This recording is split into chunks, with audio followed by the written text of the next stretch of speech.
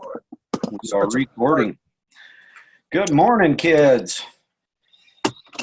It's that awesome day of the month again when we get to meet with the samurai. Sam Tran, our brother from Seattle.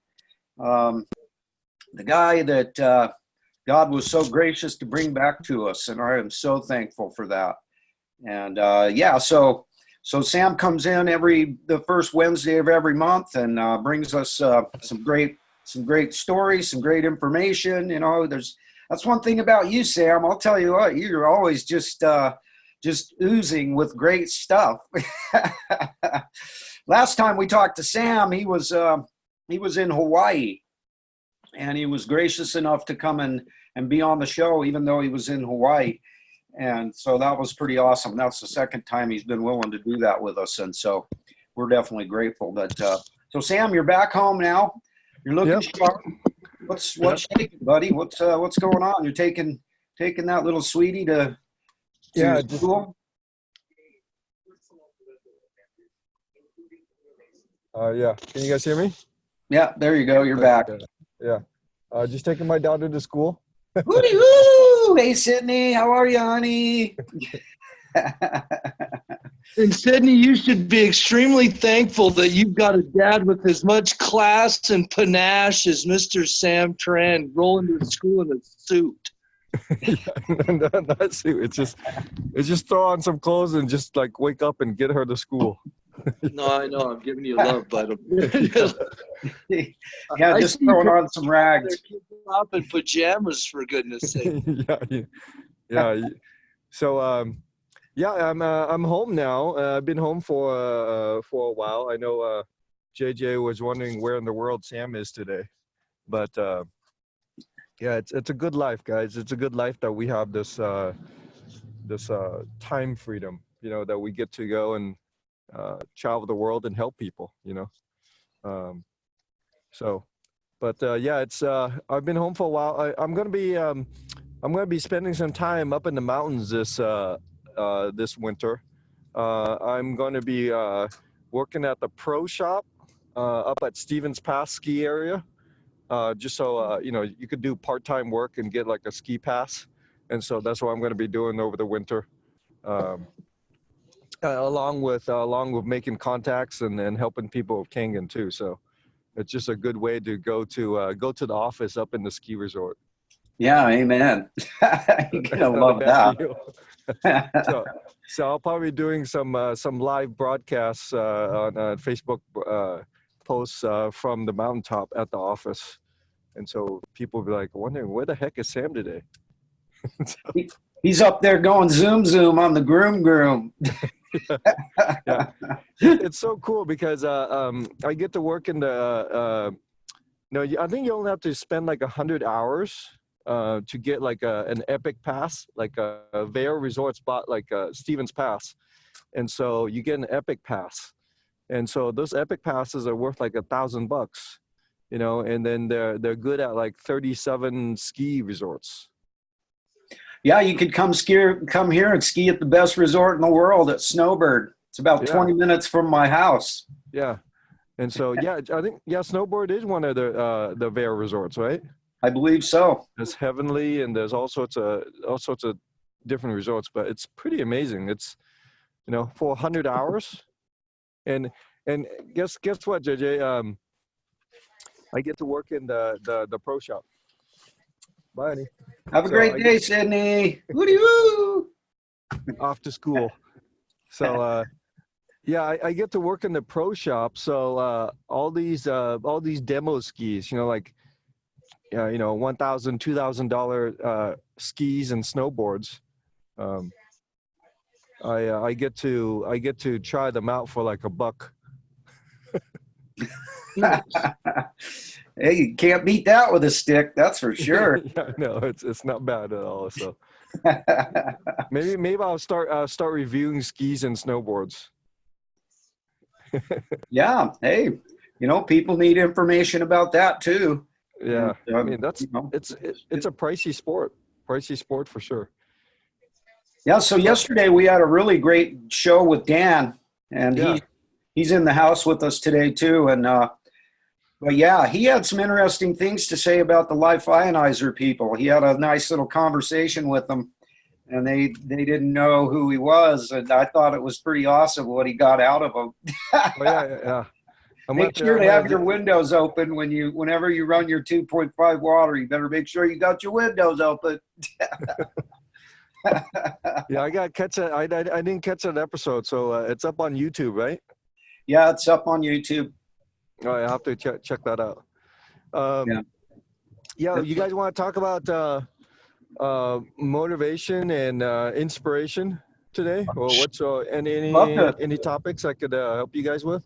That's a great subject to start with. Yeah, so I posted something on Facebook the other day that we have to know the difference, because JJ, me and you, we've gone to events together, right? We've gone to the 45th anniversary down in San Diego, right? And so people come back and they're motivated, right? It's like a pep rally, true? Yeah. But oftentimes that excitement wanes, or that it wears out, right?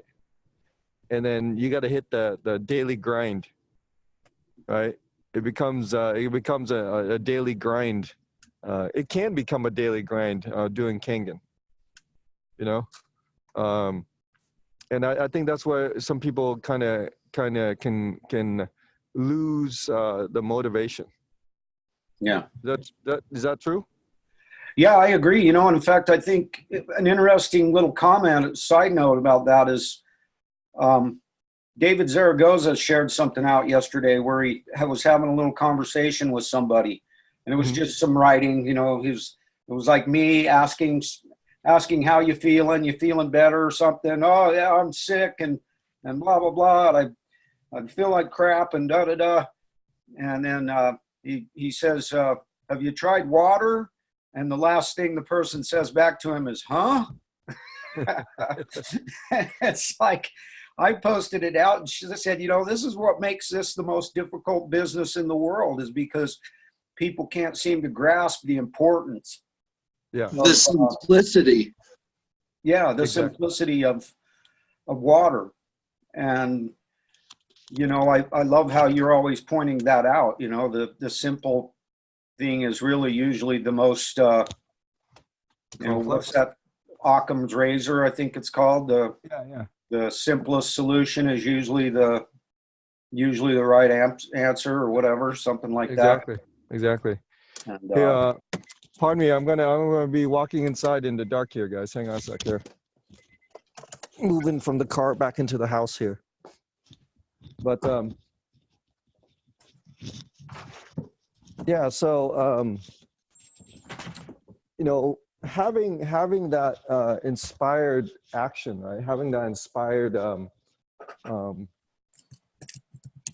I guess, daily action is I think what people want, right? Because I think most people are motivated, right? We go to these events and we get there's a lot of speeches by people that are inspirational. They inspire us, right? And then we have motivation to go and do something. And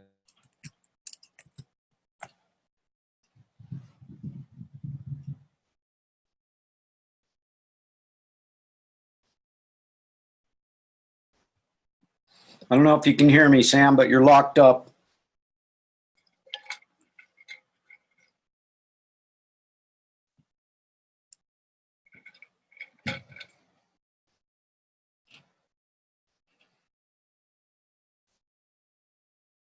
Hopefully Sam will come back in the house here in a second.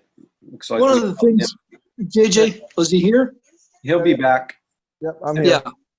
I'm just talking about the discipline required to maintain that motivation. I imagine Sam will talk on that at some level or other, but me being up here in the sticks in a real slow paced environment, no one's really busting around to get anywhere fast in this little place, man. It's an interesting phenomenon. Nevertheless, I think for me, the absolute necessity of discipline to maintain that motivation above and beyond, because I'm not surrounded by it. I've got one machine here since I've been here 3 years. Now I'm still moving machines online and my social media presence is still there, and that's pretty much my bread and butter. But at the end of the day, where I'm at, you know, you want to surround yourself with people of a like mind. I am a lone wolf McQuaid up in these parts, man. Yeah. And I've got one gal that's got a machine. I got a couple other people that are going to pull the trigger here eventually soon. But for me, the motivation requires absolute discipline. Because if I go on the motivation feeling, I come back here and just get slapped with apathy and indifference and Diet Coke and people driving around their scooters in the supermarket with 4 cases of Mountain Dew and Diet Cokes and oxygen in their nose. And True. you know, that's what I deal with. So for me, man, the discipline is absolutely paramount to maintain any level of motivation. But go ahead, you're back, bud. Just wanted to fill in a little bit. Yeah. So, you know, there people, I've been asked because I seem like I'm Kangen all the time. I think, you know, people ask, you know, how I stay motivated. And I tell them that I'm not motivated. I'm inspired to act. And so I think motivation can come from external sources. You know, you go to a pep rally, you meet a superstar, or you meet someone famous, and they can inspire you, or some kind of crisis or tragedy. I mean, some kind of crisis or tragedy can motivate you to move, right? But the inspiration comes from the inside. You are inspired, you know, the source of your movement is internal. The source of your movement and your action could be also from external sources. You know, you could read a good book and it motivates you to act, right? And so for me, and I think for people that last in this business, there has to be something internal driving them. Because if it's only external, then your why is not strong enough. Yeah. And what do you guys think of that?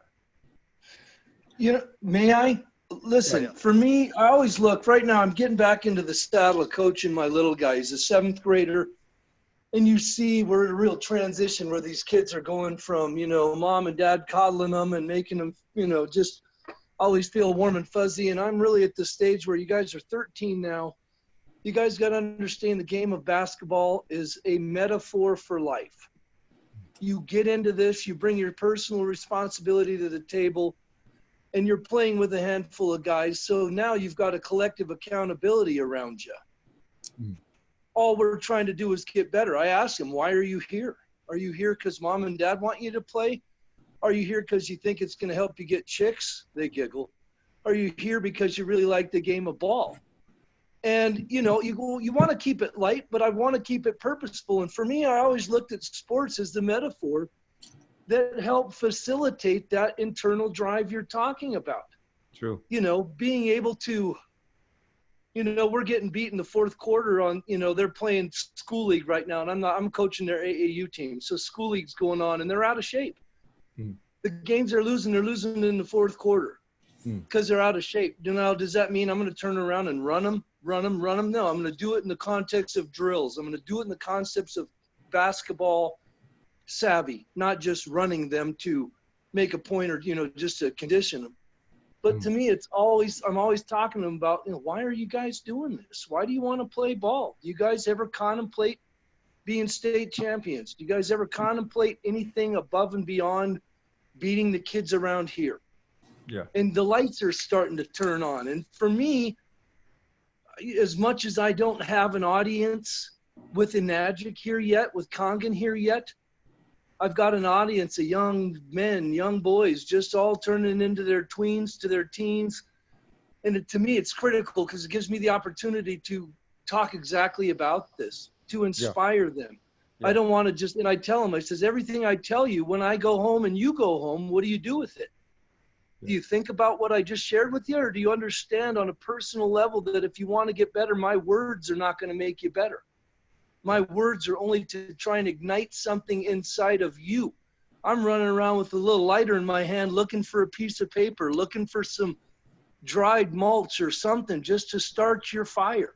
Yeah, exactly. So that's to me, sports was always a metaphor for that. You know, it was never the end all be all, you know, as much as people tried to make it that way. For me, I always just kind of looked at it as a stepping stone toward life and how I'm going to do it. Now, when it comes down to being here in an environment where I'm getting hardly any love, I'm seeing parents come in sicker than hell. There's families coming in after 5 days of flu and they're all nibbling on their Nestle water. And this is a family that had a machine that I lent them for 2 months while mama was pregnant, and they can't afford it. Wink, wink, nod, nod. You know, it's just a mentality. Yeah. So, exactly. you know, that's the discipline. That's the internal mechanism that you're talking about, because I know I'm not surrounded by what I want to be surrounded by. Yeah. But I've got to stay true to my cause. I've got to stay true to my mission. I've got to stay true to the realization that what I'm doing is to help people empower themselves, to change their lives by simplicity and absolute affordability. It's just a matter of trying to translate that somehow, some way. But that's, you know, that's my thoughts on it. You know, that's hopefully not too long, but hopefully relevant just the same. That's how I'm looking at anything on an internal level. It's the discipline that you learn and you understand about why you're doing things that helps you get up off your butt and start moving, you know? Yeah. You know, and then I've been trying to figure out a way to have someone own the why, right? Own their why of doing this, you know. Initially, I thought about motivating them with information and data and studies and clinical, all this stuff, right? All this mumbo jumbo stuff, right? But I ultimately realized that I cannot motivate people in the sense that motivation doesn't work as well as inspiration. They have to become inspired to change their life. You know, motivation is just what the words coming out of my mouth. Inspiration is the meaning they take inside from it, right? Yeah. So you can see a motivational poster, you know, it's about teamwork and it's a bunch of people rowing a boat together or something like that. You know, you've seen these motivational, you know, leadership. It's usually a picture of an eagle or something, an eagle bird or something like that, right? And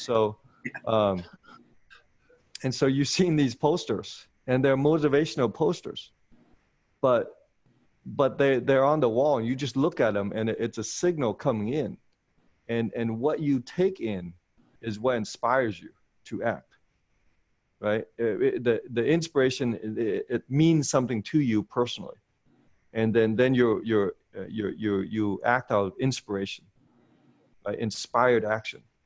Motivation could be like a drill sergeant, you know, he's yelling at you to do something, right? Inspiration is your fire inside. Yeah. Right. I love that. You know, that's interesting, Sam, because just looking at my own situation, you know, you were just talking about data and information and all this kind of stuff. And heck, that stuff just went right over my head, right in my one eye, out my other eye, in my one ear, out my other ear for a good 6 months as I was watching my buddy Tim post about this water. And none of that even inspired me in the least. Exactly. And I just laughed at it and thought it was stupid. And then that fateful day came when Brittany Dykes, she inspired me by sharing her story. Yeah. Because when I read her story, that hit me right in the heartstrings, and that changed everything. That made me take action, and that was, you know, as you say, that was inspiring. It wasn't necessarily, you know, it made me motivated once I learned, you know, but that inspiration coming from Brittany, that inspiration motivated me to call Tim and say, hey, you know what? Maybe I should get some information. And then, of course, once I looked at the information, it was a freaking no-brainer. And, you know, but it did require that inspiration from a story. And that's kind of why that's my main goal of having the Kong Family Show, is I'm trying to share stories in hopes of inspiring people to make. You know, because overall, what we're trying to do is we're trying to get people to own their life. Right? We're trying to get people to Amen. to take ownership. I'm not trying to own someone's life. I'm not trying to be some life coach or success coach or whatever, right? I'm just trying to live my life and experience the things that are going to give me joy. But I want people to ultimately come into that realization that they designed their life. But ultimately, what I do is going to fail. Right? In their life, what I say is going to fail. And the only thing that's going to work in their life is what they think and what they take out of it, what they are inspired to do. So my motivational quotes and sayings are ultimately going to fail. It's only going to work on the people that take the message to heart, and they act because they see it and they internalize it. You know, it's kind of like for you coaching the kids. Right, for coaching the kids in basketball, right? You can kind of see which kids have taken your message inside. Big time. Right, and there's 4 or 5 of them. Yeah, and the ones that have taken that message inside, now they act from the inside. They don't act because you tell them to act. They right? internalize. They internalized it, and from that internalization, they change their behavior or they change their approach to the game. Yeah. Right. And the same thing needs to happen in Kangen. The exact same thing. And so the question is, what can we say or what can we ask that will spark them internally? Right. And I used to, the example here was I used to run around with a lighter and try to light people on fire. Right. Right. In the sense of mentally light them on fire, right? Get them right. Quote unquote inspired or motivated, right? But then it got really tiring running around with a lighter trying to light people on fire and then trying to maintain my fire, right? Because the fire goes out, right? Yeah. But then people, if we're not sustaining it, if we're not continuing to fuel it, exactly, and that's where the internalization comes. Is that where is that right? Exactly. So my fire is from the inside. My fire isn't from because I spoke to Cynthia Briganti, right? Or I met a cancer patient, you know, or I'm not inspired because a family member died. Right. Maybe I'm motivated, you know, because I drove past a car crash on I-5 or something like that. Right. Now I'm motivated to be safer while driving. Right. But that motivation can lapse. But if you're inspired to act, that comes from the inside. And so just like exactly like with the kids, and you can tell that which ones have taken your message internally, right? How do they behave at the next practice? Oh, they're on it. They're on it. They're engaged, right now, here's the perfect example. Right now, I'm just trying to help them raise their shots. They're all shooting that shot from their belly down from their hip, you know, in their driveway. Now they're trying to do it in games here in the 7th grade, and kids are shoving it so far down their throat they're going to be crapping leather for another week or so. Exactly. So I'm trying to help them go from bringing it down here to getting it up here. And these kids that are sitting it up here, man, I tell you what, they should apply for some contractor's licenses because they are laying some bricks. But at the end of the day, it's the process. I realize the process. This is just going to be short-lived. If they keep sticking with that elevation of their shot and they're changing their shot, they're going to start hitting. And that's the idea. So you see these kids doing that. Some of them are still not adjusting yet, but they will. Yeah, but it's just another skill, right? It's another skill set. I watched something from Pistol Pete Maravich. Ooh, number 44, classic baby. Stuff. Yeah. That's why I wore number 44 in college, him and George Gervin, but go ahead. Yeah, so he's got this video that you could show the kids. It's called Homework Basketball. Homework Basketball from Pistol Pete Maravich. So some really good stuff. It changed my game, right?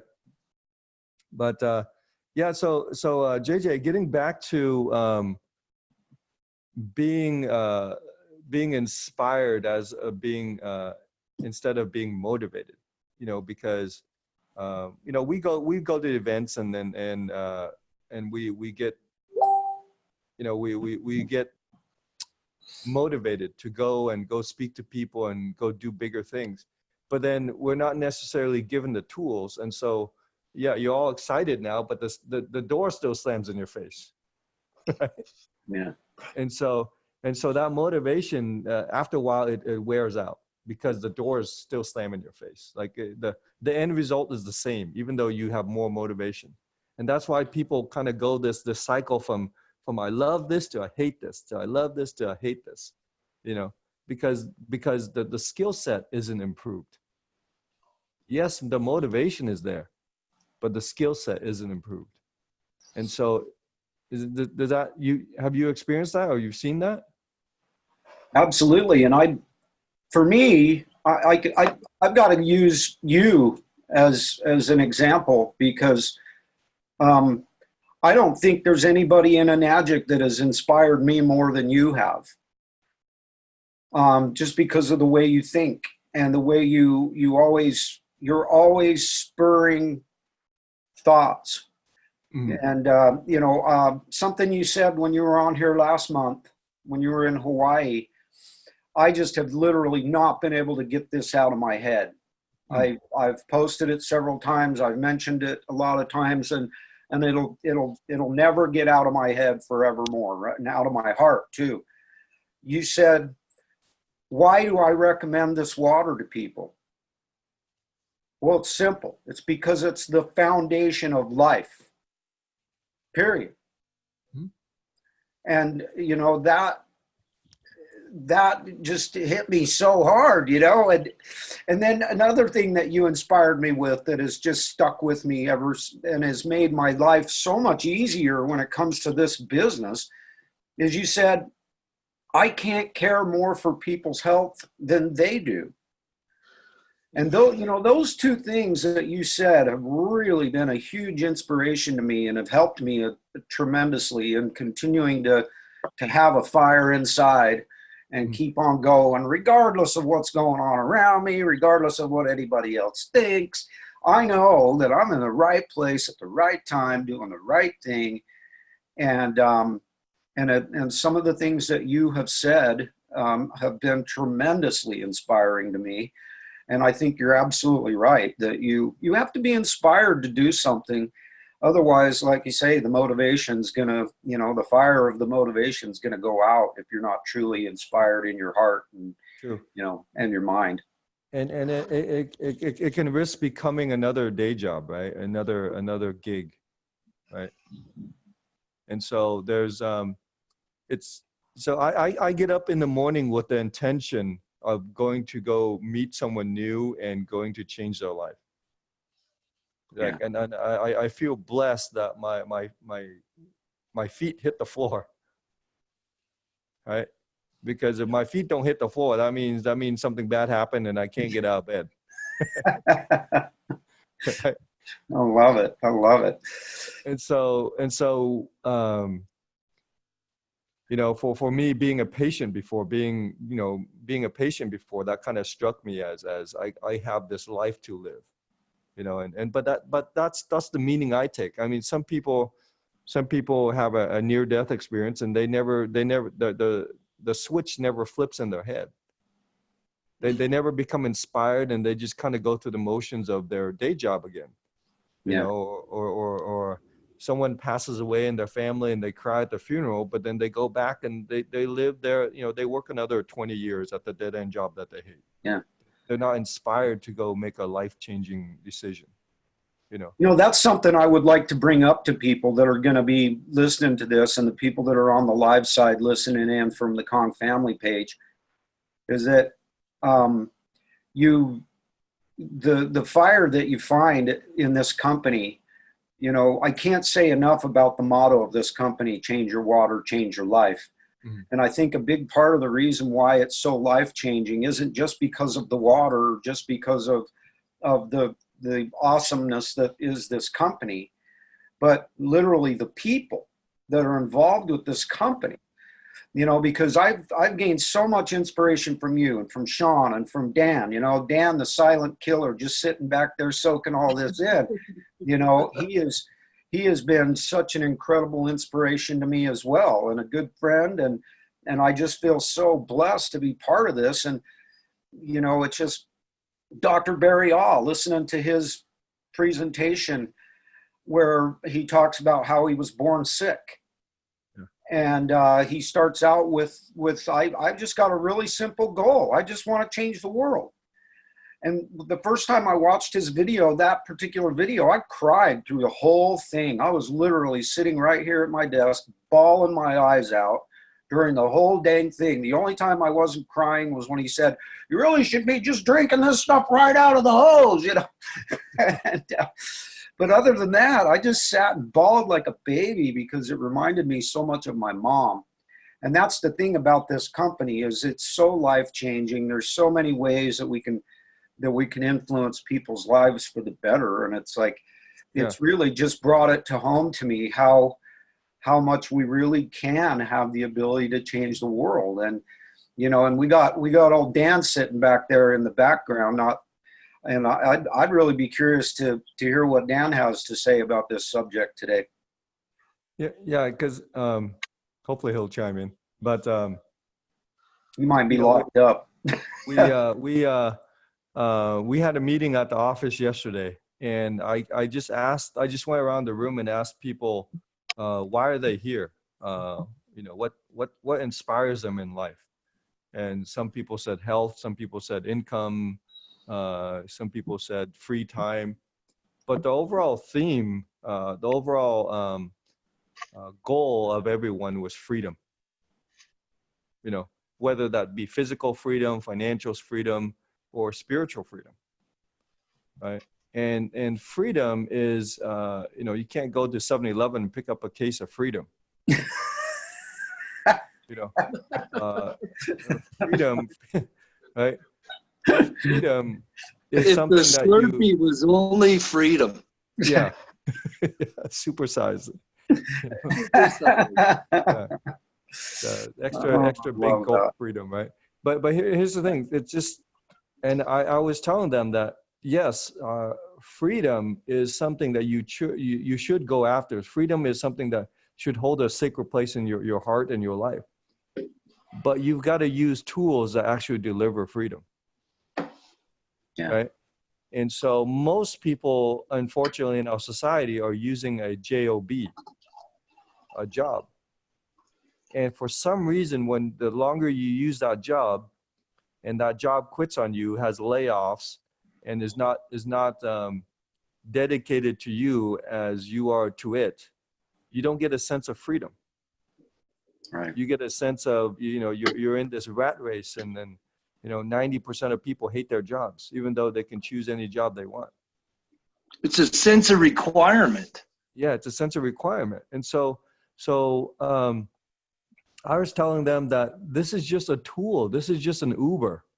This is just a ride that you could use to achieve your freedom. But it's up to you to use it. It's up to you to learn it. It's up to you to get in the ride. You know, college is not really a requirement. It's optional. But people use that college degree supposedly for a better life, but it used to work really well. But unfortunately, things are changing. You know, I have college students making my coffee, you know, and there's a lot of baristas that have graduated college. Yeah. And it's kind of crazy. And so I just tell people, it's another tool. If you want to use the tool, you have to be inspired to come and learn about the tool and use it for your life, changing your life. Because it's changing my life. You know, it says change your water, change your life, but it's not my responsibility to change other people's lives. It's their responsibility to change their life. I'm just there to change their water. Yeah. Right. But what they get out of it is they get the possibility of changing their life. But they, you know, I got really tired of pushing and pulling my team. You know, quote unquote motivating them and kind of getting them to come to stuff. And at some point, this is why I started traveling so much. At some point I said, screw it. They're not going to listen to me anyway, so I'm going to leave without them. Right. And so I started traveling, and I'm all over the place, and they're like, what the hell's Sam doing? Like, why is he not around anymore? Because he left your ass in the dust. That's why. Yeah, exactly. Right? And so, you know, we have to be inspired to do this, because the punches come quick and the punches come heavy. Right. And there's nothing that's going to knock me off my game here, because yes, maybe I'll get knocked down 7 times, but I'm definitely going to get up 8 times. Right. And that only comes from the inside. Yeah. And that's inspiration. Right. But not everyone can take the punches, and some people are going to get knocked out. Right. And so my goal is to purposely go out there and find the people that are inspired and work with those people. Like, you guys are inspired. Right. And so purposely work those people and grow that family. The people that are motivated, I'll try to motivate them, but ultimately I know that they have to take the motivation, they have to flip it and make it into inspiration. They have to internalize the motivation, and that spark has to come from them, because I'm going to come around and try to light them on fire, but you know, most people are not going to get lit. Like, what, 95% of people are not going to get lit. Yeah. Right. And so I'm trying to find. Can we change that statistic? Yeah. I mean, yeah. that's what I'm thinking is possible. I mean, because for me, man, you're going to get punched. You know, the minute you get knocked down and stay down, mm-hmm. and let something lick you or whip you, once you're licked, there's a lot of people out there that, and again, this is maybe too country a term, but I mean, once you're licked or you're whipped or you're done, mm-hmm. there's so many people that are operating in that mindset, and it's a survival base. They're trying to tread water to keep from sinking. Yeah. And we're trying to understand they can have a Mai Tai in one hand and a spliff on the other and a pair of sunglasses on a floaty in a pool in Cancun. Exactly. Well, they're all trying to suffer, and I know that because I've been there. Exactly. I overachieved and went and got a master's at 26, and everybody patted me on the back, and I went into the school environment. My first job at the University of Montana, I made $17,000. The median income in Montana, the 44th lowest state in median incomes, was 21 at the time in 1995. 21,000. And I'm making 17,000. So, I mean, I had to shift. I was, I did that in the high school level, the college level. I wasn't even looking for this. Enagic found me, and I didn't plan on selling it. At the end of the day, what I'm getting at is, I think with this 95%, this 97%, that's where I'm inspired to help find that light, find that fuel inside them, to where if I can run around with my lighter and I can catch that metaphorically, I want to help turn that on in people. That's a big part of my inspiration, whether I'm coaching kids or whether I'm helping people try and take control of their life. Yeah. And I think the water is a building block for people. They can put their own sticks. You talk about motivating them and versus inspiring them. Well, you can tell them what you tell them, but at the end of the day, if they just start with the water, it becomes the foundation on which then they learn to start building their own house. True. Yeah. But if they don't understand that, and they don't have a foundation, they're living in a house on sand right now. And if the water comes in high, they're getting their asses washed away. Yeah. And so that's my inspiration. That's my mentality. So many people are just zombied out, going through the motions. A good friend of mine last night or 2 nights ago at the game was just exhausted. And he's working with an outfit where they got to go talk to senior citizens, and all they want to do is talk about their pills, talk about their ailments. Mm-hmm. It's like this mindset that's just, oh, I'm sick. I'm on these pills the rest of my life. I'm in a nursing home. He's trying to help them understand wellness, yet he won't get a machine. So it's almost like no wonder he's banging his head against the wall. He doesn't understand true wellness. He's trying to shift their gears to buying a different component of what he's got going on with this insurance thing. But at the end of the day, we have what we have, and that's why we're all shouting it from the rooftops. That's why we're all inspired. Yeah. Because we've seen that light go on in us and the people around us that we love and care about that have benefited from it. So for me, that's my inspiration is, you know, trying to change that 95, 97% of people that are going through the motions, that are treading water to keep from drowning. And so Go ahead. that's yeah. So that's what I've been trying to do is you know, you go out and you live your life, and hopefully you say something, or hopefully you do something that someone takes inspiration from, right? It's like, man, if Sam can do that, then I can do that. You know, and someone takes visually something you said, something you shared, your insight, and they take it inside. Just like with the kids that you're coaching, they take that message, or they take that nugget inside, right? And they act based upon that fire from the inside. And so the thing that I found that is helpful for people, and helpful for a lot of energetic distributors, is I ask them questions. You know, I ask them, so why did you do it that way? And what result did you get? And so the next time, are you going to do it the same way, or are you going to modify your technique a little bit? So everything is, in my mind, everything is an iteration. And so you know, as a scientist, you know, you conduct your experiment, you have your variables, right? You conduct your experiment, and if it fails, then you change one variable, and then you do the experiment over again, right?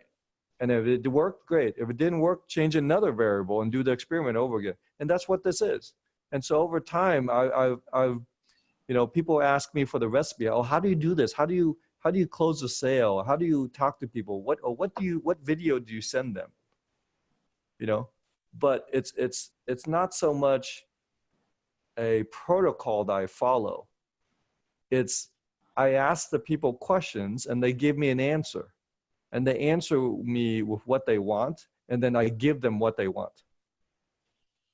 That's the recipe. You know, the recipe is not like, you know, follow your lines. It's like a script. It's like a movie script. People go off script. You gotta be a good listener. Yeah, exactly. Right.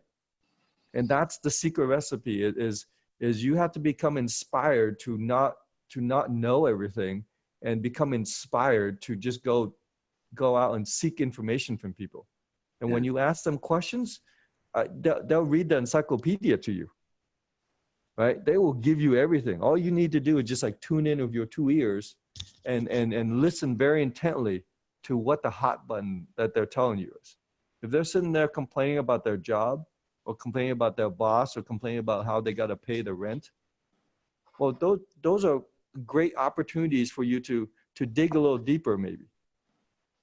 Well, how much rent do you need to make every month? And is the tool that you're using doing a good job of doing that? Or maybe you need to upgrade tools. Yeah. You know? And so then they're intrigued about why. What tool do you have? And so the only thing that I'm trying to go after is I'm trying to get them to think, right? And that's why you guys see some of my posts, right? Some of my posts are like, it's a statement, but then there's a hidden meaning or hidden question within my post. Very contemplative. Yeah. And so people sit there and think, it's like, wow, what the hell does that mean? And so, and so that's what I'm trying to get people to do with their life. Because I didn't contemplate until I went into a coma. Why am I here on this planet? Am I just destined to work and pay bills? Right?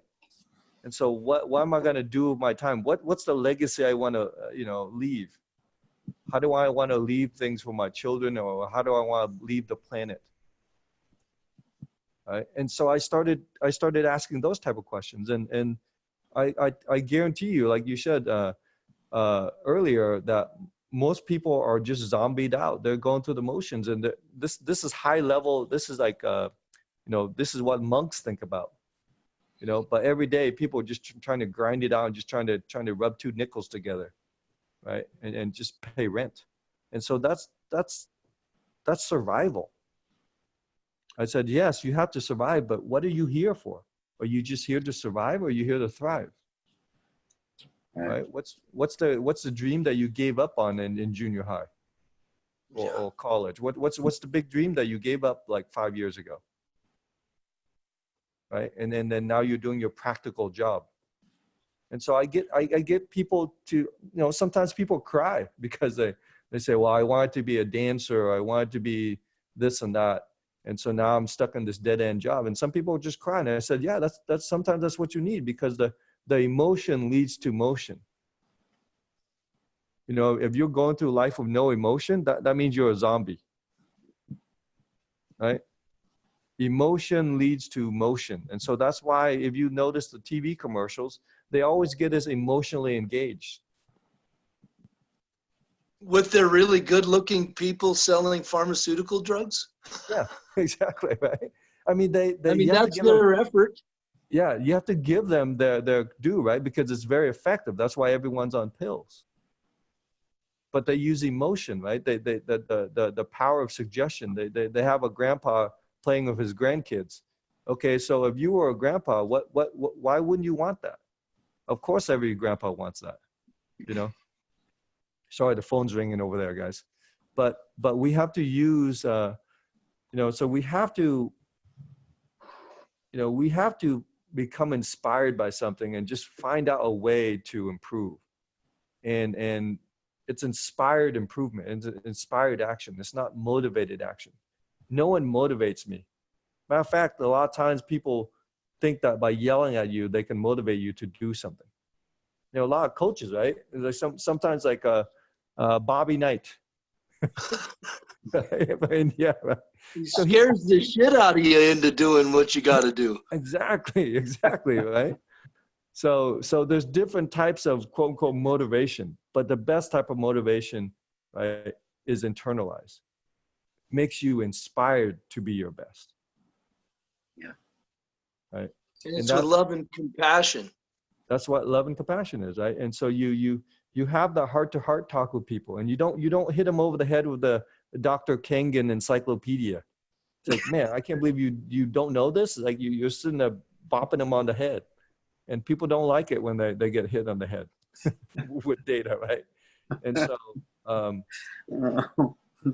that's why I tell people I'm a recovering scientist, and so once in a while I relapse and I go into science, but I'm a 12-step, quitting science here.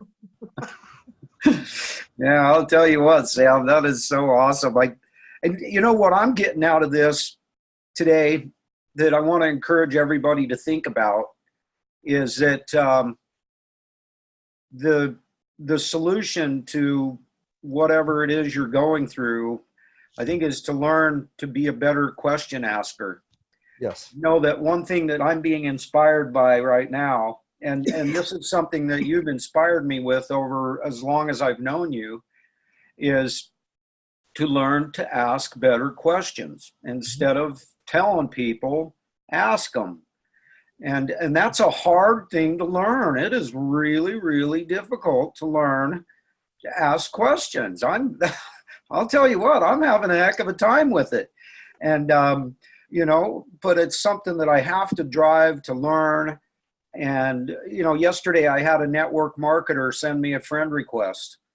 Mm-hmm. And I went to his page, and he, right on the top, network marketing, big fancy car, and that kind of thing. And I got to asking him, I just started going through the script book. I have this script book for being able to just all kinds of questions to all kinds of different people. And so I went to the network marketer section and just started asking this guy questions. And by the time it was all said and done, he wanted to know what I was doing. I never said a word about my company. I just kept asking him questions about him and his company and all that kind of stuff. And lo and behold, he ended up asking me for the information. He's like, what are you doing? I want to do what you're doing. So I ended up sending him some information about Kong. We'll see where that all goes, but that's how it ended up. And it was all because I was utilizing the Sam Tran method of asking questions. Just figuring out. And I'm learning that it's a tough thing to do. Now from being involved with you, and like the day that that night when we went and did some prospecting in the mall with strangers, and you ended up walking out of there with like 3 prospects to follow up with. And I ended up doing that same kind of thing when we went the next day to the Space Needle. I ended up getting selfies with a couple of people at the Space Needle by asking them questions. And the whole thing is now whenever I'm going out there, basically I'm inspired now to like, what's the question that I need to ask here? Instead of what, I've shifted from what do I need to tell this person to what question do I need to ask? And I'm having a real hard time figuring out the right questions, but there's only one way you can figure it out. And that's if you've got a thought process that says, ask questions, don't tell people stuff, ask them questions. What's the question to ask? I don't know. I'm trying to work that out and learn and get better at it. Yeah. And so, JJ, you, when we went to the mall, I'll give you a script, right? But there's a general theme is, I'm going to ask them if eventually I'm going to find out if they want to make more money or not. Right. And I'm going to start it off by, oh, how long have you been working here? Because, so if you're trying to free a worker, if you're trying to free a mind, right? Because everyone is a worker, right? mm-hmm. Okay, unless they're independently wealthy. Okay. So most people that you run into are workers, and they work for a reason. And that reason is usually to earn money. Okay. So eventually I'm going to ask them if they're open to another income stream. Right. But I opened the discussion with, oh, how long have you been working here? Right? And they answer and they, oh, do you like it? Or are you earning money for school? Right. And so it eventually leads to, well, do you keep your options open for extra income? Yeah. And, that question was given to me by Bernard Chan. He's one of I think he's the biggest distributor in Indonesia. Right. So he's got probably 1,000 6As on him or something like that. So do you keep your options open for extra income? You can't use that. It's a little bit too forward of a question as a first question, but you can soften it a little bit by how long have you been working here? Oh, so are you earning money for school or are you working full time? Right? And that's 2 questions, right? Yeah. And the third question is like, do you keep your options open for extra income? Right? And usually the answer is yes. I was like, well, hey, we should have coffee. We should talk sometime. Would it be okay if I shot you a text? And I'll text you the selfie that I'm going to take with you. So we recognize each other. Yeah. And that's it. That's what I ended up doing that day at the Space Needle. It works great. I've been doing that I've been trying like crazy to do that with everybody, that I get to that point of discussion by asking those questions. And I've been able to get quite a few selfies and get people that I'm just slowly dripping on them and that kind of stuff, and trying to inspire them to learn. Mm-hmm. And yeah, it all started from going out and watching you rock and roll. Yeah. So now you're going to be posting selfies like I do with everyone. Yeah. I need to be posting more of those selfies when I get them. And so yeah, and then JJ, when you follow up with those people, you just got to have a heart-to-heart with them. Have a heart-to-heart moment with them and just go, what I do now is I help people change their life, but I ultimately I can't change someone's life unless we have a discussion about what their big dream is. So what's the big dream that you're working towards, or what's the big dream that you already gave up on? Yeah, I love that one. And then sometimes people get teary-eyed. I don't know. You know, if they get teary-eyed, great. Then they've got some emotion. They're still a human being. They're still alive. They're not a robot yet. Right. Right. But if they're very, you know, they don't want to open up, then, you know, I know where they work next week too. Yeah. You know, and so you are absolutely right about that whole thing of emotion leads to motion. Yeah. And I'm a perfect living example of that. Yeah. Because it was the emotion of Brittany's story that hit me right in the heart, that spurred me to action, to actually make a phone call and say, hey, give me some information. Yeah. And so, yeah, that's exactly it. We need to become better at asking questions so that we can stir people's emotions. And like John Stevens is saying right here on the live side, 2 ears, 1 mouth, ask and then listen. Yep. You've Man, got one mouth and 2 ears. Use them in that ratio. Yeah. Oh, I love it, man. It's always so great having you here with us, Sam. You always bring so much value to the table, and I'm so grateful. And well, I'm so grateful that you guys, you know, for you guys to have this show and this, and then to capture these things, because there's just so much information out there that we lose it, right? We can get lost, because everyone's, you know, has their system or their way.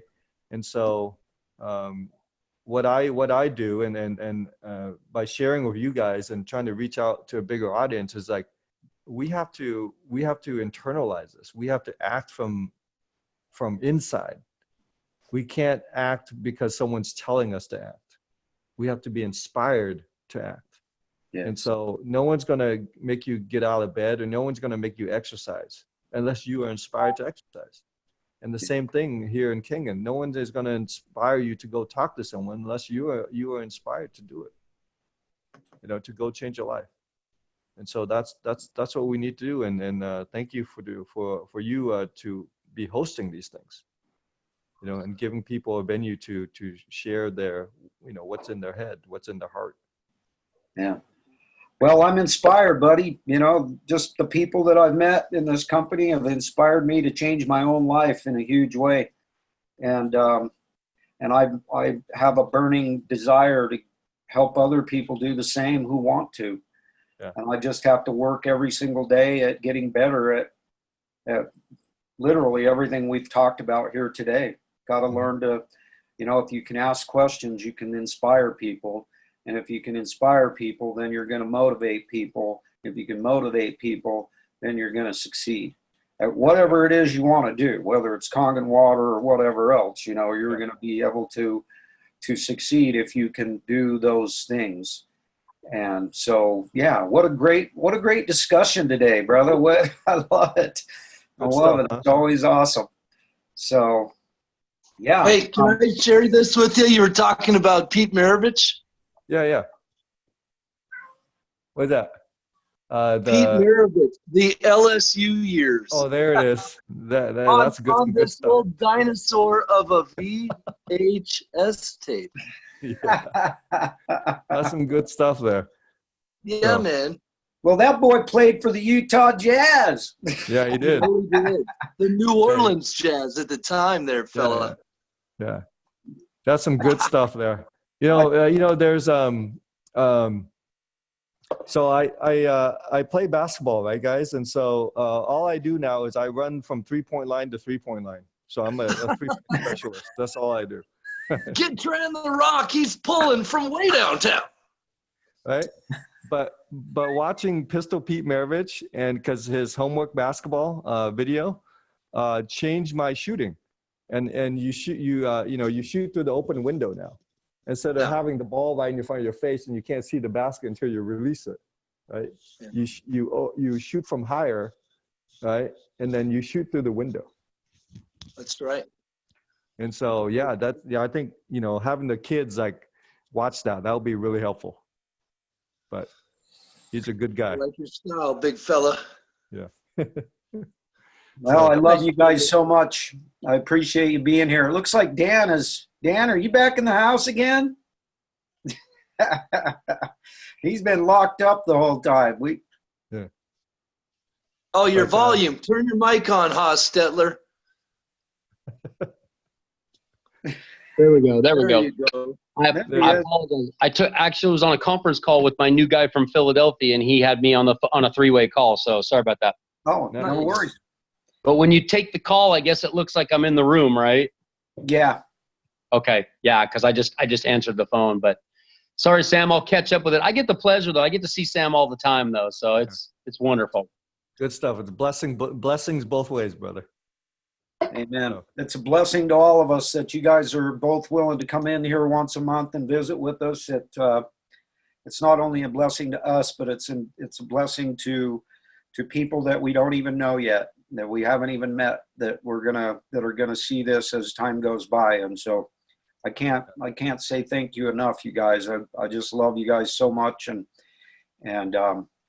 it's just love you guys. Thank you. All right. Sure, brother. So, all right. So we will catch you in months' time, and then if you guys want to do anything, another topic that comes up, then we can do a video anytime. Yeah, Right. buddy, we'll come up with something, and yeah, I might have to reach out to you a little more often, Sam, just to keep rolling with some really good stuff. The more good stuff we can put out there, the more people we're going to help, and the more lives we're going to change. And Awesome. so that's what I'm all about. I know that's what you guys are all about, and that's what makes this so awesome and so much fun. And True. so all you guys, thank you. Have an amazing day. I got to run. I'm running out to Tacoma, Sam.